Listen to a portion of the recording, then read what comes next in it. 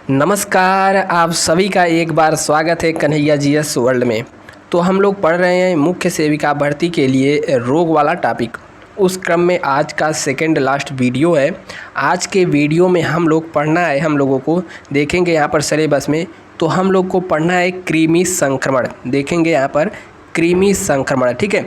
इसके बाद बस एक टॉपिक रह जाएगा जिसका नाम है एनीमिया। तो आज हम लोगों को कृमि संक्रमण, जिसे हेलमेंथीज भी कहा जाता है, पढ़ करके पूरा ख़त्म कर देना है। और संक्रमण पढ़ाते पढ़ाते हमको भी हो गया है संक्रमण, ठीक है। सर्दी जुकाम वगैरह हो गया है तो आवाज़ हो सकता है थोड़ी सी डिफरेंट जाए। तो चलिए, आज का जो पार्ट नंबर है, पार्ट नंबर 14 है। 15 पार्ट के बाद यह ख़त्म हो जाएगा। तो देखिए, हम लोग यहाँ पर आप ये अभी सब वीडियो देख सकते हैं, हमने बनाया है, ठीक है। कुल मिला के 13 पार्ट तक हमने बना दिया, जो कि रोग और जो मुख्य स्वास्थ्य एजेंसियां थी वह सब हमने बता दिया है। प्लेलिस्ट बना करके लगा दिया, वहाँ सब वीडियो जा करके देख लीजिएगा। और यदि चैनल पे पहली बार यदि आप देख रहे हैं तो यहाँ पर जो सब्सक्राइब वाला बटन है इसको भी दबा देना है और घंटे वाले निशान को भी दबा देना है, ठीक है। और लाइक वाइक करते हुए चलना है ताकि आपको ऐसे ही वीडियो मिलते रहें।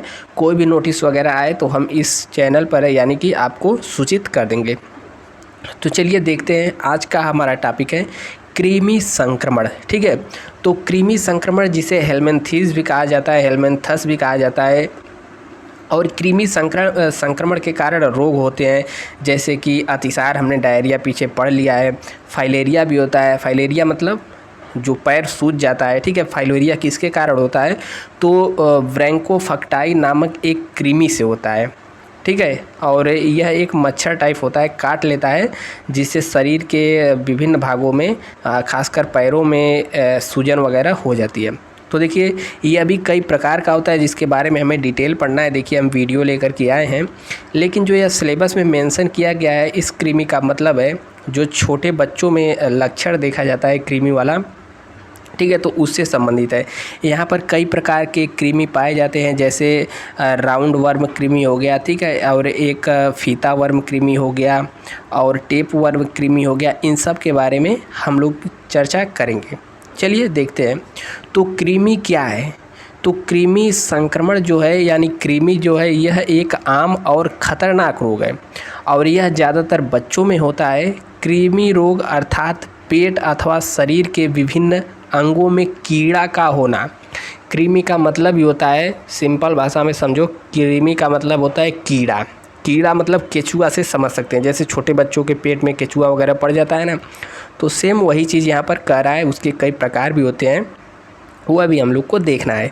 यह एक आम संक्रामक बीमारी है जो बच्चों में अधिकतर होती है, छोटे बच्चों में ही अधिकतर होती है, लेकिन उचित सावधानी के अभाव में बड़े बड़े भी इससे ग्रस्त हो जाते हैं। कृमि रोग को एक साधारण बीमारी समझा जाता है, लेकिन इसका इलाज न किया जाए तो यह कई रोगों की जटिलताएं, जैसे कुपोषण देखते हैं। जैसे छोटे बच्चे कुछ एकदम पतले दुबले एकदम रह जाते हैं, क्यों रहते हैं? क्योंकि कुपोषण का शिकार हो जाते हैं। आंतों में रुकावट और एलर्जी जैसे कई रोग उत्पन्न करने के बाद मौत का कारण भी बन सकता है। यहाँ पर देख सकते हैं, यह है आंत या आंतों से संबंधित बीमारी है। जो आंत यहाँ पर देख सकते हैं, ठीक है, यह जो पूरा किनारे किनारे दिख रहा है, यह है बड़ी आंत, और जो बीच में छोटा छोटा ऐसे ऐसे है, ठीक है, यह क्या है? यह छोटी आंत है। तो कृमि कहाँ पर पनपते हैं? इन आंतों में ही पनपते हैं। अब देखिए, इसके लक्षण क्या हैं, कैसे हम पहचान सकते हैं कि किसी व्यक्ति के पेट में कीड़ा है या फिर कृमि से संक्रमित है। तो जब बच्चा है बिना किसी कारण के बार बार थूकता है, ठीक है, बार बार यदि थूके, क्योंकि कृमि के कारण, कृमि जो आंतों में पनपते हैं, पेट में रहते हैं, उनके कारण मुंह में लार बढ़ जाती है, जिससे छोटा बच्चा है या फिर जिसको भी है वह बार बार थूकता है। तो इससे भी हम पहचान लगा सकते हैं। दुर्गंधपूर्ण मल, यानी कि जो वेस्ट है, जो पोटी वगैरह है, ठीक है, तो दुर्गंधपूर्ण मल, बच्चे के शौच के आने वाली, ठीक है, बच्चे के शौच में अत्यधिक दुर्गंध आती है। इसका मतलब है कि पेट में संक्रमण हो चुका है, कृमि संक्रमण हो सकता है पेट में, यदि ऐसा लक्षण दिखे तो। मल द्वार के पास आसपास खुजली, यानी कि जो मादा कृमि होती है आमतौर पर अंडे देने के लिए गुदा में चली जाती है, यानी कि जो मल का निचला वाला सिरा है, यहाँ पर जूम करके दिखाते हैं, ठीक है, यहाँ वाला जो निचला सिरा है, तो निचले सिरे पर जो मादा कृमि होती है वह अंडे देने के लिए यहाँ पर ही आती हैं। तो जिससे क्या होता है, निचले भाग में, ठीक है, मलद्वार के आसपास खुजली होती है, जिससे मलाशय के आसपास खुजली और परेशानी होती है, यह भी इसका एक लक्षण है। और पेट में दर्द, जब पेट में कोई भी अनावश्यक चीज़, चाहे कीड़ा या फिर वायरस कुछ भी आ जाए तो दर्द होना आम बात है। तो पेट में या फिर आंतों में यदि पेट में दर्द हो रहा है तो यह भी समझा जा सकता है कि कृमि का आम संकेत हो सकता है। अशांत नींद, अशांत नींद मतलब खुजली, पेट दर्द और बेचैनी सब बच्चे की नींद में खलल डालते हैं, तो यह भी एक कारण हो सकता है। ठीक है, तो यह सब इसके लक्षण हैं, लक्षण पता रहना चाहिए। अब रोग फैलाने वाले विभिन्न प्रकार के कृमि, ठीक है, तो हम कई प्रकार के यहाँ पर कृमि दिखाएंगे और बताएंगे भी।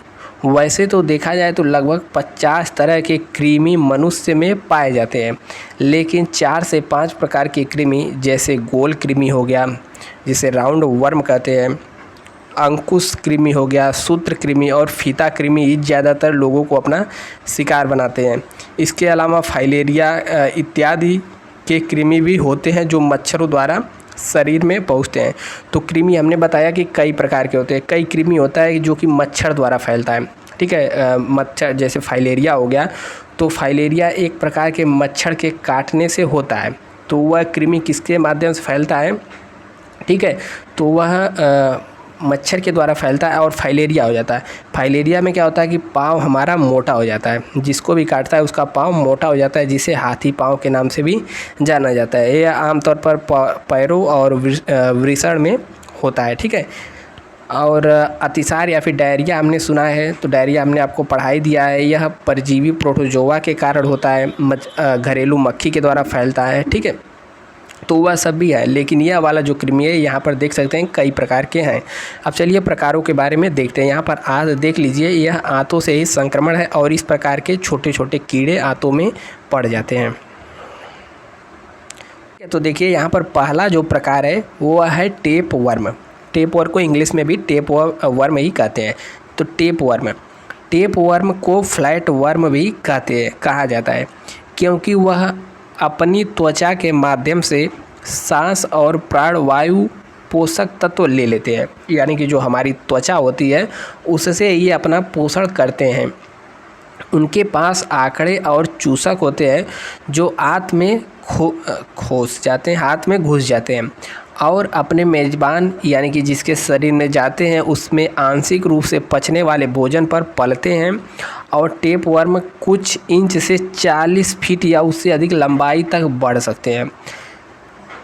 इसे बच्चे में आमतौर पर अंडे या लार्वा के दूषित रूप में भोजन के माध्यम से निगल जाते हैं, ठीक है। तो कुल मिला के कह रहा है कि जिसको भी हो गया वह खाना खाएगा, ठीक है, तो उसके जो खाना से एनर्जी मिलेगा वो यह जो टेप वर्म है घुस जाते हैं और उसकी एनर्जी को, यानी कि जो उसमें पोषक तत्व हैं, ले करके उसी के सहारे पलते हैं। दूसरा प्रकार आ गया राउंड वर्म। राउंड वर्म का चित्र यहाँ पर दिखाया गया है, ठीक है, एक कटोरी में, गिलास में। तो राउंड वर्म संक्रमण जिसे एस्कारियासिस भी कहा जाता है। तो पूछ सकता है कि राउंड वर्म एस्कारियस क्या है, तो एस्कारियस राउंड वर्म कृमि है। एस्केरिस लुब्रिकोइडेस कृमि के कारण होता है। ये शरीर से खोखले होते हैं, केचुए के समान दिखाई देते हैं और लंबाई में 30 से 35 सेंटीमीटर तक बढ़ सकते हैं। राउंड वर्म खारे पानी में, मिट्टी या ताज़े पानी में रहते हैं। आमतौर पर पालतू जानवरों में पाए जाते हैं, जो प्रायः कृमि को मनुष्यों में फैलाते हैं। राउंड वर्म लार्वा अक्सर आंतों में रक्त प्रवाह में प्रवेश करते हैं और फेफड़े तक पहुंच जाते हैं। तो यह इसका चित्र वगैरह देख सकते हैं। राउंड वर्म के बारे में हमने जान लिया। अब देखते हैं पिन वर्म या थ्रेड वर्म। तो देखिए यह जो छोटा सा दिख रहा होगा, जूम करके देखिए, तो यहाँ पर जो दिख रहा है यही है पिन वर्म या फिर थ्रेड वर्म, ठीक है। तो यही है पिन वर्म या थ्रेड वर्म। पिन वर्म को थ्रेड वर्म भी कहा जाता है क्योंकि यह छोटे, पतले, सफ़ेद और कुलबुलाते हुए कृमि है, ठीक है। जैसे चावल में ढोला वाला जो होता है ना, वो एकदम सेम वैसा ही दिख रहा है। तो कुलबुलाते हुए कृमि है जो मलाशय में रहते हैं, यानी कि पेट में जो हमारी आंत है उसके हिस्से में रहते हैं। मादा कृमि मलद्वार के आसपास अंडे देती है। ये अंडे कपड़े, बिस्तर व अन्य सामग्री पर जीवित रह सकते हैं और छूने या सांस लेने पर अंदर चले जाते हैं। शिशुओं और नन्हे बच्चों में पिनवर्म संक्रमण एक आम बात है। तो हमने पहले भी बताया यह सब जो बीमारी है यह ज़्यादातर छोटे बच्चों में ही होती है, क्योंकि कुछ भी रोटी वगैरह नीचे गिर रहे खा लेते हैं, मिट्टी खा लेते हैं, यह सब आम प्रदूषण यानी कि दूसरी चीज़ खाने वगैरह से ही यह सब फैलता है। तो पिनवर्म थ्रेड के बारे में हमने जान लिया। अब देखिए एक आता है हुकवर्म कृमि। देखिए उसका भी इमेज यहाँ पर लगा दिया गया है, क्योंकि यह जैसे कोई चीज़ हुक होता है वो ऐसा ही यहाँ पर दिखता है, टेढ़े टेढ़े रहते हैं, ठीक है सब। तो यहाँ पर हुकवर्म कृमि है। तो हुकवर्म आमतौर पर अपर्याप्त स्वच्छता वाले क्षेत्रों में पाए जाते हैं। हुकवर्म छोटे परजीवी कृमि होते हैं। परजीवी मतलब होता है दूसरे चीज़ पर निर्भर, पर मतलब दूसरा, जीवी मतलब जीवित रहने वाला। तो दूसरे चीज़ के माध्यम से जीवित रहने वाला ही परजीवी कहलाता है। जिसके मुंह में धारीदार पट्टियाँ होती हैं जिसके माध्यम से वे आंतों की दीवारों पर चिपक जाते हैं। यह संक्रमण बच्चों के दूषित मिट्टी के संपर्क में आने से होता है, क्योंकि दूषित मिट्टी के संपर्क में आएंगे, मुंह में भी खाएंगे और वह हो जाता है। हुकवर्म लार्वा इंसान के पैरों की त्वचा खोद कर उसके माध्यम से रक्त प्रवाह में प्रवेश कर सकते हैं। तो यह हुकवर्म कृमि हो गया। अब देखते हैं कि कृमि संक्रमण का कारण क्या है। तो शिशुओं में यानी कि बच्चों में कृमि संक्रमण के क्या कारण हैं। यह देखिए आंतों का लिया हुआ मतलब बड़े साइज का चित्र है। यह हमारी आंत है और आंतों में किस प्रकार से यह कीड़े रहते हैं वह उसका चित्र दिखाया गया है, ठीक है।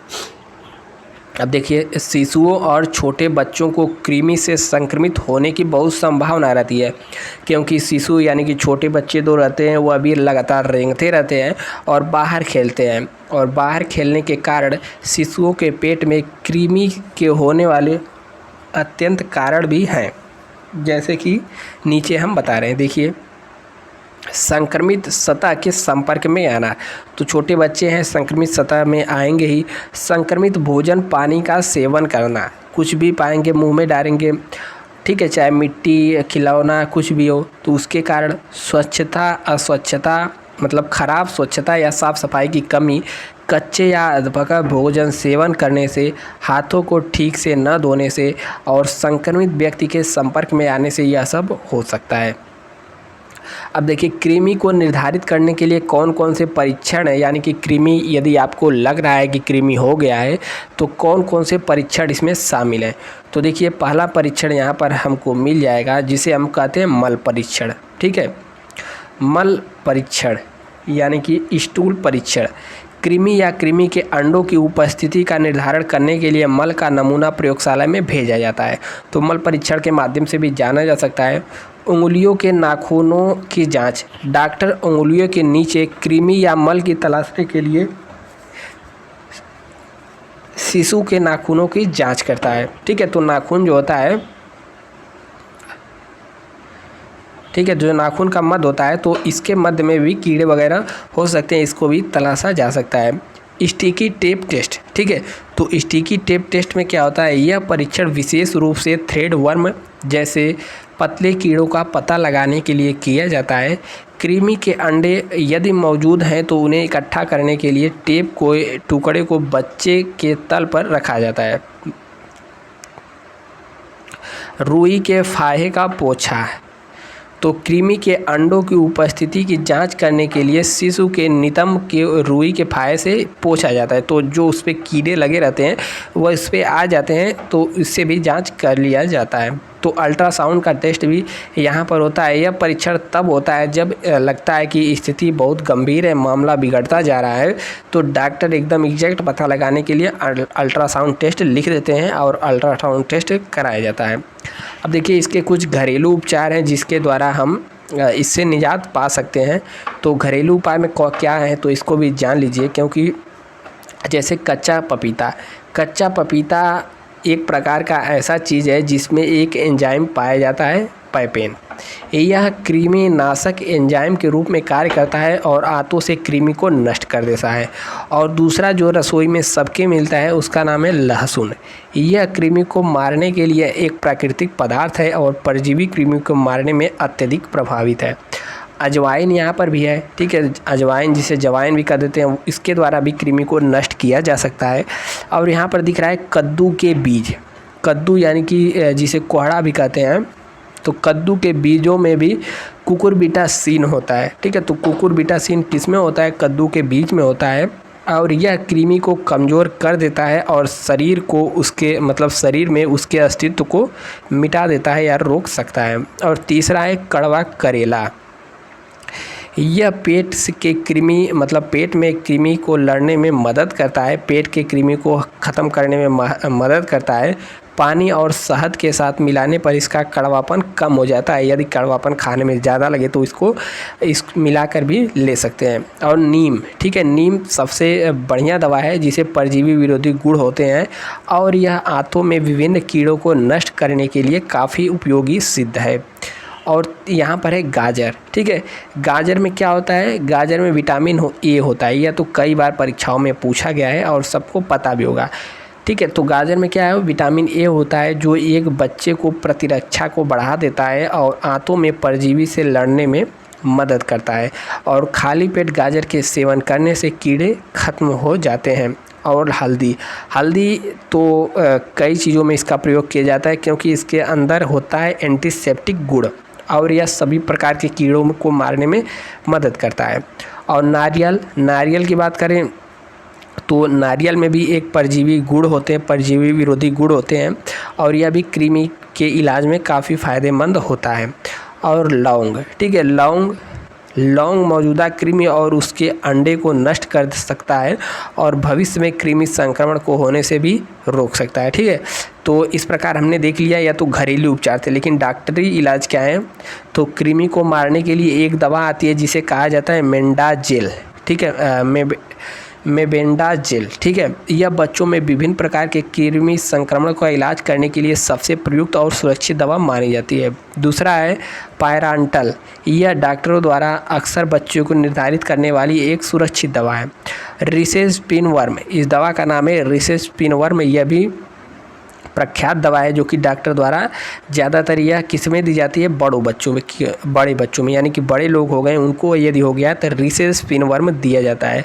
जेंटेल 4000 ml नहीं mg, ठीक है, 4000 mg।